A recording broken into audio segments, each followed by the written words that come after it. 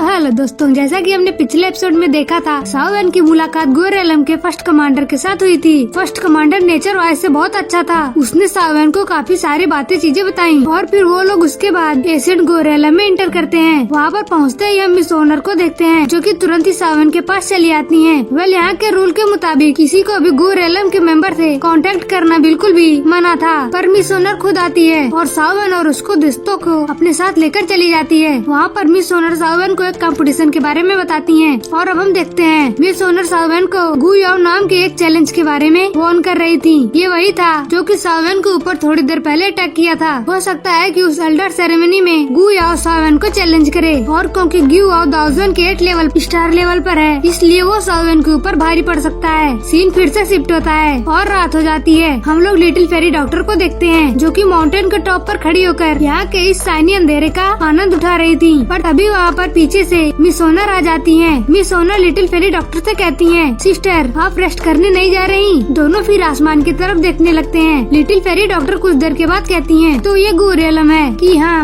मैं इस जगह को हमेशा से देखना चाहती थी, पर अब देखकर लग रहा है कि आउटसाइड वर्ल्ड से ज्यादा अलग नहीं है। और तभी मिस ओनर शांत आवाज में लिटिल फेरी डॉक्टर से को रिप्लाई करती हैं, पर गोरेलम में जो प्रेशर को झेलना पड़ता है, वो प्रेशर आउटसाइड वर्ल्ड से बहुत ज्यादा है। हमारा गूगलैंड पूरी तरह से ब्लड लाइन पर रिलाई करता है, इसीलिए ये बाकी की दुनिया से अलग है। ये जिस जगह पर हम लोग हैं, इसे गु सेक्रेट माउंटेन रेंज कहा जाता है, और ये हमारे गोरेलम के सिटीजन के लिए बहुत ज्यादा होली प्लेस है। हर कुछ सालों में काउंटलेस डिसीजन अपने डिसेंडेंट को लेकर यहाँ पर आते हैं, ताकि वो इस जगह पर अपने पावरफुल ब्लड लाइन को जगा सकें। हर बार कुछ लोग यहाँ से खुश होकर जाते हैं, पर ज्यादातर लोग इस जगह पर पूरी तरह से डिसअपॉइंटमेंट लेकर जाते हैं। इतने सालों में मैंने यहाँ पर बहुत सारे लोगों को देखा जो कि इस डिसअपॉइंटमेंट को एक्सेप्ट नहीं कर पाए, और इसके बाद इसी सेक्रेट माउंटेन पर उन्होंने अपनी जान तक दे दी। जिसके बाद फिर से लिटिल फेरी डॉक्टर से कहती है, सिस्टर मैं आपको थैंक यू कहती हूँ कि इतने सालों तक आप सावन के साथ रहकर उनकी देखभाल करी। लिटिल फेरी डॉक्टर कहती हैं, मिस ओनर कोई बात नहीं, अब तो मुझे इसकी आदत हो गई है। मुझे तो सावन के साथ रहकर अच्छा सा फील होता है, पर क्योंकि वो जानती है कि मिस ओनर सावन के लिए क्या फील करती हैं, इसलिए वो मिस ओनर के कुछ भी कहने के पहले ही वो मिस ओनर से कहने लगती है, ओनर मैंने तुम्हें अपने दिल की बात बताई, तो आगे तुम कुछ भी रैंडम वर्ड मत कहने लगना। मुझे यहाँ पर बहुत ही अच्छा लगता है, इसलिए मैं अब कोई भी चीज चेंज नहीं करना चाहती। मिस ओनर भी लिटिल फेरी डॉक्टर की बात को सुनकर हंसने लगती है। इन लोगों को बीच में एक म्यूचुअल अंडरस्टैंडिंग थी और दोनों ही एक दूसरे पर भरोसा करते थे। जिसके बाद फिर लिटिल फेरी डॉक्टर कहती हैं, वैसे मिस ओनर मुझे लगता है तुम सावन से रिलेटेड कुछ बातों से अवेयर होगी, है ना? मिस ओनर पूछती है कि आप किस बारे में बात कर रही हैं? लिटिल फेरी डॉक्टर थोड़ा सा हेजिटेट करती है और बोलती है, लेकिन फिर मिस ओनर कह देती हैं कि क्या आप पेडिसा के बारे में बात कर रही हैं? लिटिल फेरी डॉक्टर ये बात सुनकर थोड़ा सा रिलैक्स होती हैं और उसके बाद फिर कहती हैं, तो वाकई में तुम्हें ये बात पता है? तो फिर मिस ओनर तुम ये बात जानते हुए भी सावन के पास ऐसे अनअवेयर के जैसा क्यों बिहेव कर रही हो? मिस ओनर थोड़ा सा शांत हो जाती है। इसके बाद फिर कहती है, क्या हुआ अगर मैं सावन के सामने अनअवेयर जैसा रिएक्ट करती हूँ? क्या मुझे सावन के सामने एकदम गुस्सा हो जाना चाहिए और फिर क्या मुझे सावन को मेडिसा को मारने के लिए कहना चाहिए? मिस ओनर भी थोड़ा सा स्माइल करना चाहती थी, पर ये मैटर मिस ओनर के दिल पर भी थोड़ा चोट पहुंचाता है, इसलिए वो स्माइल नहीं कर पाती। इसके बाद फिर टर्न करते हुए कहती हैं कि ये मैटर भी मेरे सिर में दर्द देता है और दूसरे लोग भी यही चाहते हैं कि ये बातें जानकर मैं सावन को छोड़ दूं या उसे हेट करने लगूं, पर मुझे ये बात पता है कि ये बिल्कुल भी इम्पॉसिबल है, तो इसीलिए मैं भी ज्यादा ध्यान नहीं देती और इसी वजह से मैं अपने आप को अनहैप्पी नहीं करती। और इसके बाद वो जाने लगती हैं और फिर रुकती और कहती हैं, मैं बस सावन का इंतजार कर रही हूँ कि कब वो मुझे खुद इस बारे में बताएगा। उस वक्त मैं सावन को इस बारे में डांट कर पूछूंगी और उसके सामने अपना गुस्सा भी दिखाऊंगी और शायद उसे पनिश भी करूंगी, पर जब तक सावन मेरे सामने ये बात कहता है तब तक ऐसे ही चलने दूंगी। फिर लिटिल फेरी डॉक्टर से कहती हैं, हमें इस मैटर पर ज्यादा डिस्कस नहीं करना चाहिए, कल गूक्लैंड का एडल्ट सेरेमनी है। सिस्टर आपको अच्छे से रेस्ट करना चाहिए, आप रेस्ट करेंगी तभी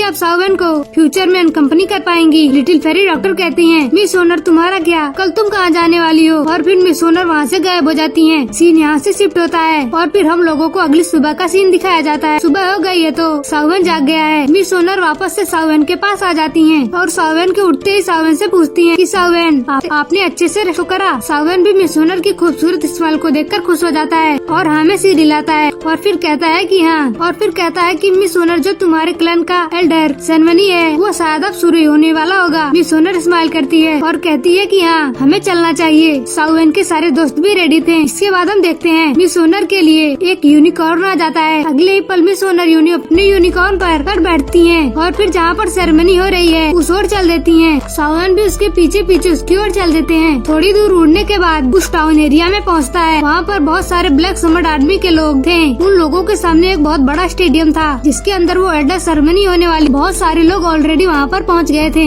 और तब सावन के साथ मिस सोनर वहाँ पर लैंड करती है। मिस सोनर के चाम से सभी लोगों का ध्यान उस तरफ चला जाता है। इसके थोड़ी देर बाद मिस सोनर सावन को लेकर उस स्टेडियम में एंटर करने लगती हैं। मिस सोनर तो गेट को पास करती हैं, पर उसी जगह पर दो गार्ड सावन को और उसकी टीम को रोक देते हैं। मिस सोनर जैसे ही ये देखती हैं, वो गुस्सा हो जाती हैं और कहती हैं वहाँ से हट जाओ। मिस सोनर की बात को सुनकर जो दोनों सोल्जर थे वो घबरा जाते हैं और तभी हमें वहाँ पर गूर एलम के एक एल्डर की आवाज सुनाई देती है। एल्डर कहता है कि यंग मिस, यहाँ पर चीजों को डिफिकल्ट करना की बिल्कुल भी जरूरत नहीं है। ये एरिया एक स्पेशल प्लेस है। कोई भी पर्सन जो कि स्पेशली क्लैन के द्वारा इनवाइट नहीं किया गया है उसे यहाँ पर एंटर करने की परमिशन नहीं है। प्लीज इस बात को समझिए। पर मिस सोनर इस तरह से नहीं सोचती थी, न ही वो इस तरह की कोई भी बात सुनना चाहती थी। मिस सोनर गुस्सा हो रही थी। ये देखकर एक और एल्डर वहाँ पर आता है और कहता है यंग मिस, एल्डर ब्रदर सही कह रहे हैं। भले ही सावन आपका एक बहुत अच्छा फ्रेंड है पर वो रिक्वायरमेंट को मैच नहीं कर पाता, इसीलिए एल्डर आगे कुछ कहने वाला था। पर तभी वहाँ पर एक आवाज वहाँ पर गूंजती है। मिस सोनर गुस्सा होने ही वाली थी पर इस पर्सन की आवाज को सुनकर वो रुक जाती हैं। ये पर्सन और को नहीं, वही पर्सन था जो कि सावन को ड्रैगन आइलैंड पर मिला था। इसने सावन को उस बीच के साथ फंसा दिया था। वो आदमी कहता है गु ज्ञान और गुसु, तुम दोनों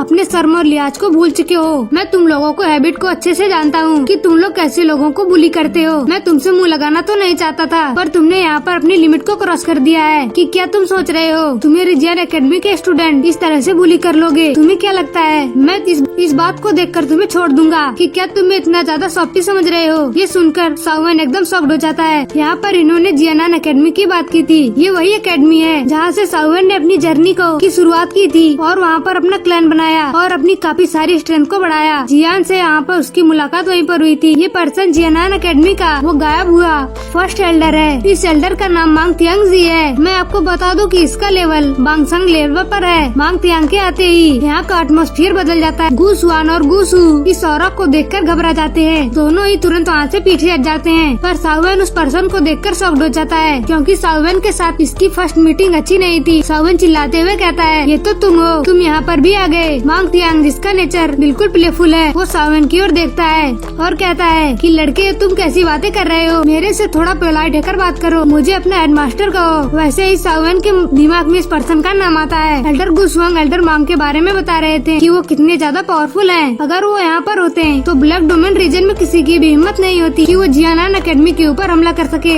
अब इसको पहचान कर सावन तो और ज्यादा हैरान हो जाता है और कहता है हेडमास्टर, तो क्या आप ही वो हेडमास्टर जो कि जियानान एकेडमी से बहुत समय पहले गायब हो गए थे? तो मांग तियांग कहता है तो क्या तुम्हें क्या यहाँ पर कोई और मांग तियांग नाम जी का दिख रहा है? हाँ लड़के, मैं ही तुम्हारा हेडमास्टर हूँ। जिसके बाद वो सावन की तरफ मुस्कुराकर कहता है कि लड़के मैं भी तुम्हें देख रहा हूँ, तुम काफी ज्यादा बढ़िया हो। जैसा कि मुझे एल्डर सुकुआन ने बताया था तुम बिल्कुल वैसे ही हो। आखिरकार उसने किसी को ऐसा सिखाया जो कि मेरी नजर में केबल हो। सावन ये सब चीज को सुनकर एकदम शॉक्ड हो गया था। पर एज वो सावन के हेडमास्टर हैं, सावन को उनसे पोलाइट होना होगा। सावन अपना नेचर बदलता है और पोलाइट हो जाता है और तुरंत ही अपने हेडमास्टर को ग्रीट करता है। इसके बाद फिर मास्टर कहते हैं सावन, जो पिछली बार हमारी मुलाकात हुई थी उसमें मैंने तुम्हें बिल्कुल भी नहीं पहचाना, पर तुम मुझे याद थे और सोचने के बाद मुझे तुम्हारा नाम याद आया। मैं तुम्हें पहचान गया। सुकुआन ने बार बार मुझे तुम्हारा नाम बताया था। वो तुम्हारी काफी ज्यादा तारीफ करते थे। और कहता है सावन के कंधों पर हाथ रखता है और फिर कहता है अब तो तुम बिल्कुल भी चिंता मत करो क्योंकि तुम मेरे जियानान एकेडमी के स्टूडेंट हो, इसलिए मैं तुम्हें फ्यूचर में हर प्रॉब्लम से बचाऊंगा। सावन भी यह बात सुनकर स्माइल कर देता है। जिसके बाद हम मिस सोनर को देखते हैं जो कि खुद भी मास्टर मांग को ग्रीट करते हुए उन्हें थैंक यू करती हैं। अब यहाँ पर ये सारी बातें खत्म होती हैं। तो फिर हम सब उन दोनों एल्डर को देखते हैं जो कि कहने लगते हैं कि मिस्टर मांग तियांग जी वैसे हमें कमांड तो दे रहे हैं पर मैं आपको याद दिला दूं कि ये आपका लीकलर नहीं है। हेडमास्टर मांग ये सुनकर गुस्सा होते हैं और फिर तुरंत ही उसको इग्नोर कर देते हैं और फिर एक एम्प्टी स्पेस की ओर देखते हैं और फिर जोर से चिल्लाते हैं और फिर कहते हैं ओल्ड ह्यूमन इंसान कि क्या आप ये सब देख रहे हैं?